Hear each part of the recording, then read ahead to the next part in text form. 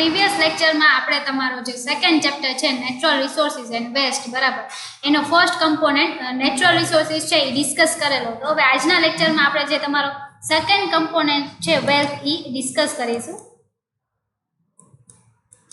So first of all we are going to start with meaning and definition of that. First of all meaning, તો કે wealth છે સંપત્તિ, આપણે એને જેને ગુજરાતીમાં કહીએ છીએ સંપત્તિ. તો મેઇનલી સંપત્તિ આપણે કઈ ટર્મ્સમાં હોઈ શકે? For example first monetary and second non monetary. So first monetary કોને કહેવાય? તો કે anything that can be bought or sold for which there is a market and hence a price. The market price however reflects only the commodity price and not necessarily its value. Say for example, water is essential for the survival of human beings, but it's usually available easily and cheaply.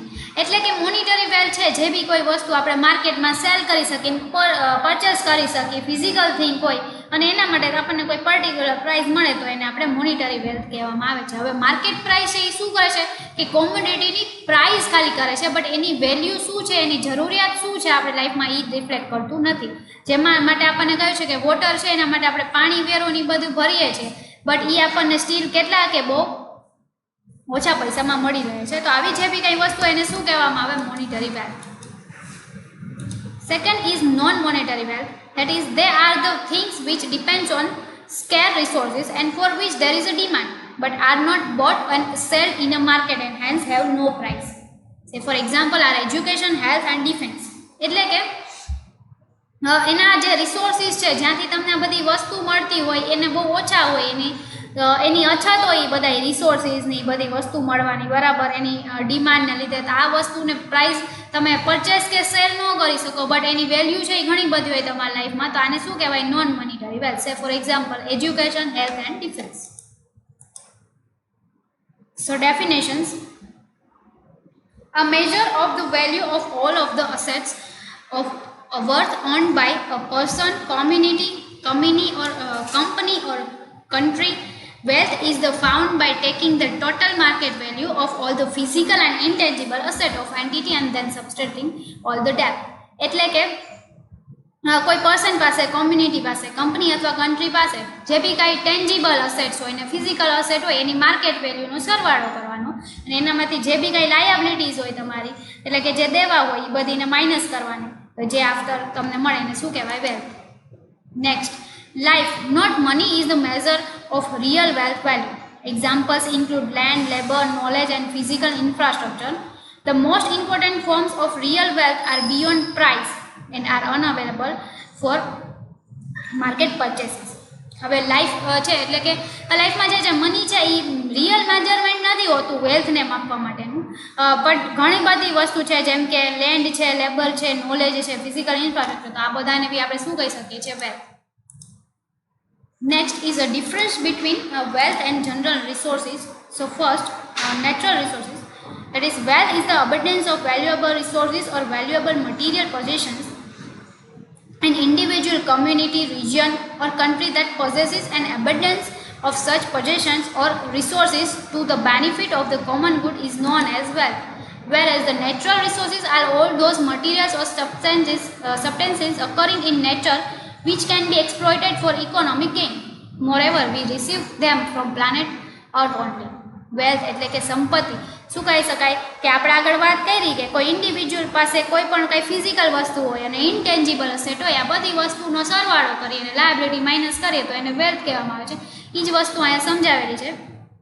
જ્યારે natural resources છે એ ક્યાંથી મળે છે? તો કે આપણને અર્થ પાસેથી મળે છે. એ વસ્તુ ને કે આપણે આપણી જાતે જનરેટ કરેલી છે કે રાખેલી છે એ નથી, બટ એ બધી વસ્તુનો ઉપયોગ કરીને આપણે ઇકોનોમિક ગેઇન મેળવીએ છીએ, એ વસ્તુ અલગ છે, બટ એ છે એ આપણે આપણી જાતે અરેન્જ કરેલી હોતી નથી.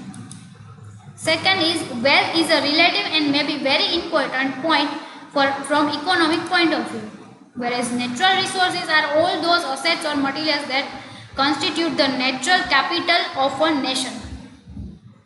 કે વેલ્થ એટલે કે સંપત્તિ છે એ શેના પોઈન્ટ ઓફ વ્યૂથી વેરી ઇમ્પોર્ટન્ટ છે અથવા તો રિલેટિવ છે? તો કે ઇકોનોમિક પોઈન્ટ ઓફ વ્યૂથી. જ્યારે નેચરલ રિસોર્સિસ છે એ બધા અસેટ છે, મટીરિયલ છે, જે નેચરલ કેપિટલ છે નેશનનું, બરાબર, એના માટે એક મહત્વનો ભાગ ભજવે છે. The primary activity may be creation of wealth, may be through production or trading. Whereas the primary activities associated with natural resources are extraction and purification, may be mining, petroleum, fishing, hunting and forestry. એટલે કે સંપત્તિ છે એના માટે primary activity શું હોય છે તો કે પ્રોડક્શન, કાં તો આપણે પ્રોડક્શન કરતા હોય કાં તો આપણે એ વસ્તુને વેચતા હોય. જ્યારે નેચરલ રિસોર્સિસમાં શું થાય તો કે એક્સટેન્શન એન્ડ પ્યોરિફિકેશન, એટલે કે એ બધી વસ્તુઓ છે એને કોઈ એક જગ્યાએથી કાઢવી અથવા તો એને પ્યોરિફાઈ કરવું યુઝ માટે. Next one is wealth and especially important part of social stratification. Whereas natural resources cannot be used as measuring rod for social stratification.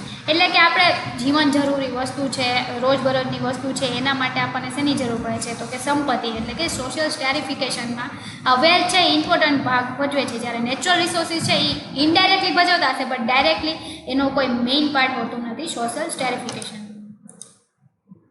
Next is wealth provides a type of individual safety net of protection against an unforeseen decline in one's living standard. Whereas natural resources can work as the capital wealth of a nation, but it cannot guarantee the protection against any unforeseen declines.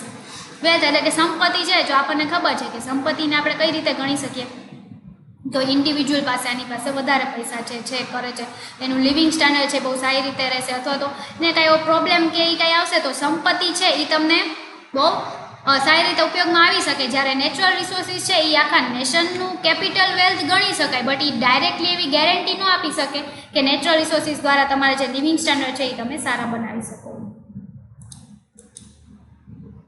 Next, wealth is the value to everything to a person. These things may be tangible or intangible, whereas natural resources cannot be measured in value. Again, it includes all the tangible items in natural except air and gases. કે wealth છે એ શેમાં હોય કે સંપત્તિ શેમાં હોઈ શકે તો કે તમારે કાં તો ટેન્જિબલ અસેટમાં હોય ઓર ઇનટેન્જિબલ અસેટ હોય. બરાબર. જ્યારે નેચરલ રિસોર્સિસ છે એને તમે વેલ્યુમાં એને વેલ્યુમાં મેઝર કરી જ નથી શકતા અને એ બધી ટેન્જિબલ અસેટ છે એનું ઇન્ક્લુડ કરે છે. જેમ કે હવા અને ગેસીસ છે, બરાબર, એને આપણે વેલ્થ કહી શકીએ. જે ટેન્જિબલ નથી એ એક એક્સેપ્શન છે ટેન્જિબલ આઇટમ્સનું, બરાબર. તો એને શું કહેવામાં આવે છે natural resources. Next is wealth can be restrictive by use and not by geographical boundaries, whereby natural resources are restricted not by use but it is restrictive by geographical boundaries. એટલે કે સંપત્તિ છે, બરાબર, એને આપણે શેનાથી રિસ્ટ્રિક્ટ કરી શકીએ તો કે યુઝથી.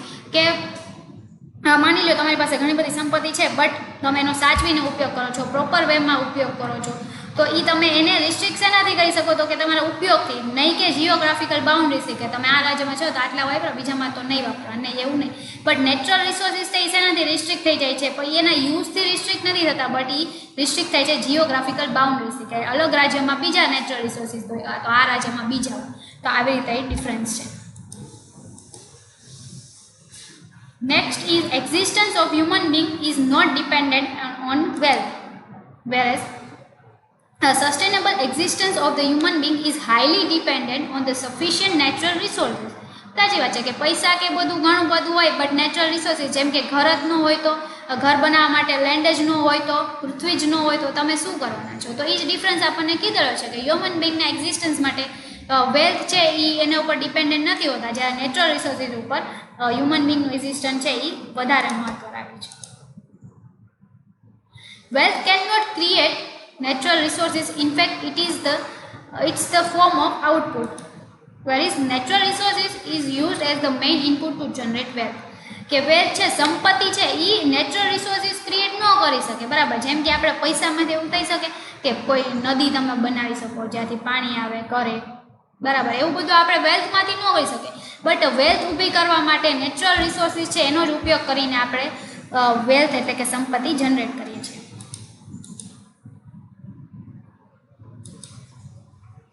The same thing, economic wealth can be an important component of GDP of a nation. Natural resources cannot be a component of GDP. It may so happen that the nation may be very rich in natural resources but may not be economically very sound. કે economic wealth છે, જે તમારી economically સંપત્તિ છે બરાબર, એ તમારું GDP એટલે કે ગ્રોસ ડોમેસ્ટિક પ્રોડક્શન માપવા માટે કોઈ પણ નેશનનું બહુ ઇમ્પોર્ટન્ટ કમ્પોનેન્ટ છે. જ્યારે નેચરલ રિસોર્સિસ છે એ ડાયરેક્ટલી કોઈ એવો કમ્પોનેન્ટ ન કરી શકે જીડીપીમાં એને મેઝર કરવા માટે કમ્પોનેન્ટ ન કહી શકાય, કારણ કે બની શકે કે કોઈ નેશન પાસે ઘણું બધું કુદરતી સ્ત્રોતો હોય ને બધું હોય અવેલેબલ હોય બટ ઇકોનોમિકલી એટલા સાઉન્ડ ના હોય. So that all are the difference between wealth and natural resources. Your next point is optimum conversion of natural resources into wealth. Okay, આપણે શા માટે છે નેચરલ રિસોર્સિસનું એનું વધારેમાં વધારે કન્વર્ઝન વેલ્થમાં કરવું જોઈએ. So let us start. Generally economic growth, poverty reduction and industrial development are the top priorities of developing countries. The natural resources provide soil to grow food, water for drinking, washing and irrigation. Forests and rivers provide fish to eat or export and raw materials for a wide range of industries. So managing natural resources properly is actually about safeguarding food production and about preserving livelihoods. એટલે કે આપણને તો પહેલાં શું સમજવામાં આવ્યું છે કે ઇકોનોમિક ગ્રોથ છે એ શેના ઉપર, જનરલી કોઈ પણ કન્ટ્રી માટે શું ઇમ્પોર્ટન્ટ હોય તો કે ઇકોનોમિક ગ્રોથ, એના ગરીબીમાં ઘટાડો થાય, એનું ઇન્ડસ્ટ્રીયલ ડેવલપમેન્ટ વધે, તો કે આ બધી છે એની ટોપ પ્રાયોરિટીઝ હોય કોઈ પણ કન્ટ્રીની. જ્યારે નેચરલ રિસોર્સિસ છે એ આપણને શું પ્રોવાઈડ કરે તો કે આપણને ફૂડ આપે, વોટર આપે, ફોરેસ્ટ આપે, જે પાણીમાંથી આપણને ફિશ મળે, તો આ બધી વસ્તુ છે રો મટીરિયલ પ્રોવાઈડ કરે ઇન્ડસ્ટ્રીને. તો નેચરલ રિસોર્સિસ આપણને શું આપે છે એ જ અહીંયા આપણને સમજાવેલું છે. Thus, it is here that there should be optimum conversion of such natural resources into wealth, especially economic wealth.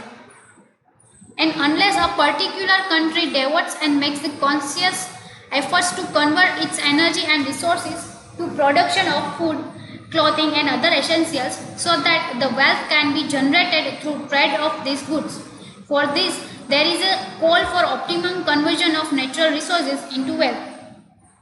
કે આપણે આગળ જોયું કે જે પોવર્ટીમાં રિડક્શન છે, દેન આફ્ટર એ લોકોના ઇન્ડસ્ટ્રી ડેવલપમેન્ટ થાય, દેન આફ્ટર ઇકોનોમિકલી ગ્રોથ વધે, આ બધું વસ્તુ વધારવા માટે શું જરૂરી છે તો કે નેચરલ રિસોર્સિસ છે એનું ઓપ્ટિમમ કન્વર્ઝન શેમાં થાય તો કે વેલ્થનું. બરાબર છે મને કે જો કોન્શિયસ એટલે કે જાગૃતપણે એવા એફર્ટ્સ કરે કે એનું જે પ્રોડક્શન છે અથવા તો નેચરલ રિસોર્સિસ છે એનું એનર્જીમાં કન્વર્ટ કરે, એનું વધારે અને વધારે આપણે ઉપયોગ કરીને, એટલે કે નેચરલ રિસોર્સિસને હાર્મ ન થવું જોઈએ બટ એનો ઓછા ઉપયોગમાં એનું વધારે આપણે પ્રોડક્શન મેળવી શકીએ, આઉટપુટ મેળવી શકીએ. દેન આફ્ટર ફૂડ છે, ક્લોથિંગ છે, આ બધી અધર એસેન્શિયલ ઇફેક્ટ છે બરાબર, એને બહુ સારી રીતે આપણે કન્વર્ટ કરીને નેચરલ રિસોર્સિસને વેલ્થમાં કન્વર્ટ કરવું જોઈએ.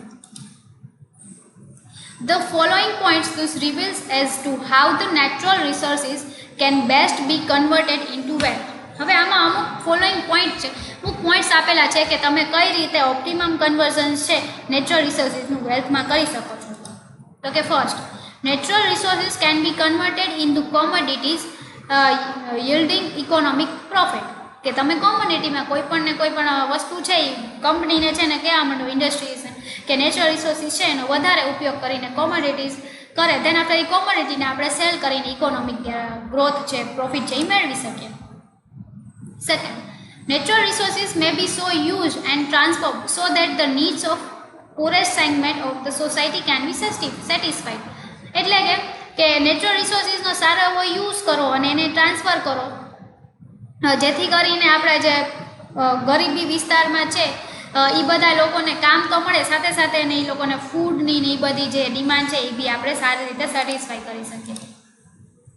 Next, natural resource conversion should be considered as the key part of nation's development strategy.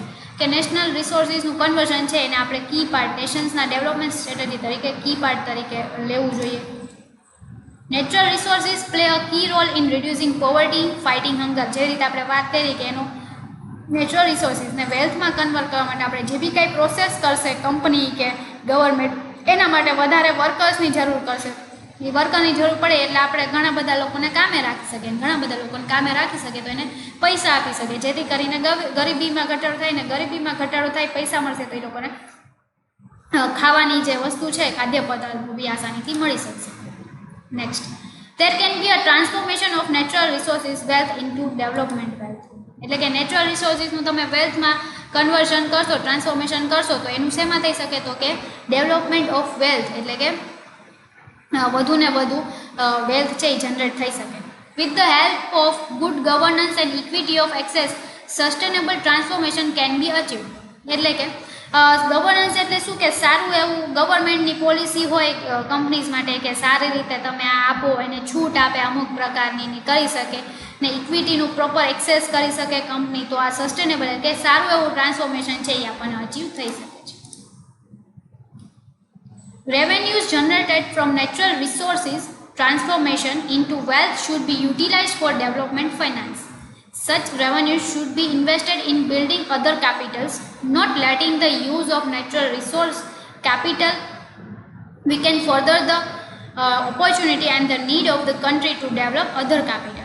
એટલે કે જે નેચરલ રિસોર્સિસનું આપણે વેલ્થમાં ટ્રાન્સફોર્મેશન કરીને જે રેવન્યુ જનરેટ કરીએ છીએ એનો આપણે સારામાં સારો યુઝ શેના કરી શકીએ તો કે ફાઇનાન્સ, આપણે જે ઇકોનોમીમાં ડેવલપમેન્ટ માટે જેને બી ફાઇનાન્સની જરૂર છે, પૈસાની જરૂર છે, એનો આપણે ત્યાં ઉપયોગ કરી શકીએ છીએ. આ બધી વસ્તુ કરવાથી શું થાય છે તો કે બિલ્ડિંગમાં અને એવી બધી કેપિટલ્સ છે એમાં વધારે ને વધારે ઇન્વેસ્ટમેન્ટ થશે એન્ડ ધેન આફ્ટર જે નેચરલ રિસોર્સિસ છે એનું વધારે ને વધારે ઉપયોગ થશે, તો એના કારણે આપણને આગળ જઈને આપણા કન્ટ્રી માટે ઘણી બધી ઓપોર્ચ્યુનિટી બી મળશે અને આપણા કન્ટ્રીના અમુક જે પાર્ટ્સ છે, રાજ્યો છે કે જે બહુ વિકસિત નથી એનો બી આપણે વિકાસ કરી શકીએ.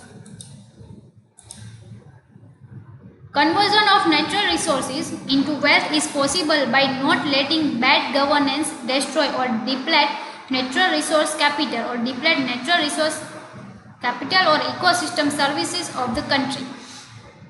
એટલે કે આપણે કન્વર્ઝન કરીએ છીએ નેચરલ રિસોર્સિસનું વેલ્થમાં, બરાબર, બટ એમાં એવું ન થવું જોઈએ કે ઘણી બધી ગવર્મેન્ટ પોલિસી છે કે એવી એને રિસ્ટ્રિક્ટ કરેલી હોય કે આવું નહીં કરવાનું નેચર સાથે, બટ નેચરના રિસોર્સિસને આપણે વેલ્થમાં કન્વર્ટ કરવા માટે ચલો થોડાક ટાઈમ માટે એને તમને છૂટ બી આપી દીધી તમે આવું કરી શકો, બટ એવું ન થવું જોઈએ કે એના કારણે આપણા નેચરલ રિસોર્સિસ છે એને વધારે ને વધારે હાર્મ થાય. વેલ્થમાં કન્વર્ટ તો થાય છે બટ બહુ વધારે હાર્મ થાય છે.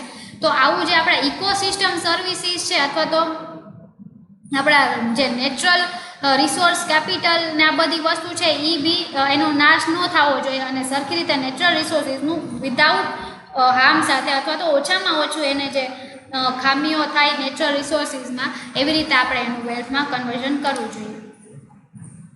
Achieving such transformation requires a set of institutions capable of managing the natural resources, collecting resource revenues and directing these revenues into profitable investment. તો કે આપણે નેચરલ રિસોર્સિસનું શેમાં કન્વર્ઝન કરવું છે વેલ્થમાં, સંપત્તિમાં, તો એ ક્યારે પોસિબલ થઈ શકે છે અથવા તો ક્યારે એમાં આપણને વધુમાં વધુ સક્સેસ મળશે તો કે ત્યારે થશે કે સૌથી પહેલાં તો જો આપણે એવા ઇન્સ્ટિટ્યુશન સેટ કરીએ કે જે પ્રોપરલી મેનેજ કરી શકે નેશનલ રિસોર્સિસને, ધેન આફ્ટર એમાં રેવન્યુઝ છે એ અલગ અલગ રિસોર્સિસ દ્વારા કલેક્ટ કરી શકે એન્ડ ધેન આફ્ટર એ રેવન્યુને કોઈ પ્રોફિટેબલ ઇન્વેસ્ટમેન્ટમાં, કયા ઇન્વેસ્ટમેન્ટમાં એને આપણે ઇન્વેસ્ટ કરવું, ક્યાં પૈસા રોકવા કે જ્યાંથી આપણને વધારે પ્રોફિટ થશે અને શું થશે, તો આવી બધી જે વસ્તુ હોય એને પ્રોપરલી મેનેજ કરી શકે એવા ઇન્સ્ટિટ્યૂટ્સને આપશે તો આપણે જે અચીવ છે, જે ટ્રાન્સફોર્મેશન છે નેચરલ રિસોર્સિસનું વેલ્થમાં બહુ સારી રીતે કરી શકશે. Resource policy, fiscal policy, political factors, institutions and governance structure all have a key role to play in this transformation of natural resources into wealth. Yes, as we know કે રિસોર્સની જે પોલિસી છે ઘણી બધી જગ્યાએ છે નેચરલ રિસોર્સિસમાં કે ફોરેસ્ટમાં ને એમાં બધામાં રીતે પોલિસી હોય કે તમે આવી રીતે ના કાપી શકો, આ જગ્યાને આમ જ રાખવાની છે. ધેન આફ્ટર ફિસ્કલ પોલિસીઝ હોય અમુક કે જેમાં આપણા ઇકોનોમીના એક્સપેન્ડિચર અને રેવન્યુની વાત થતી હોય, પોલિટિકલ ફેક્ટર્સ હોય, ઇન્સ્ટિટ્યુશન્સ હોય, ગવર્મેન્ટ છે, તો આ બધા જે આ ટ્રાન્સફોર્મેશન છે એમાં સારો એવો કી રોલ પ્લે કરે છે. So this all are the reasons that you must have to consider while you are converting the natural resources into wealth. એટલે કે આપણે આમાં કયા પોઈન્ટ ડિસ્કસ કર્યો છે તો કે આ બધા પોઈન્ટ્સમાં આપણે ડિસ્કસ કર્યું કે કઈ રીતે આપણે ઓપ્ટિમમ કન્વર્ઝન છે નેચરલ રિસોર્સિસની વેલ્થમાં કરવી શકીએ, બરાબર. હવે જે આપણે નેક્સ્ટ ટોપિક છે એ આપણા નેક્સ્ટ લેક્ચરમાં ડિસ્કસ કરીશું. Thank you.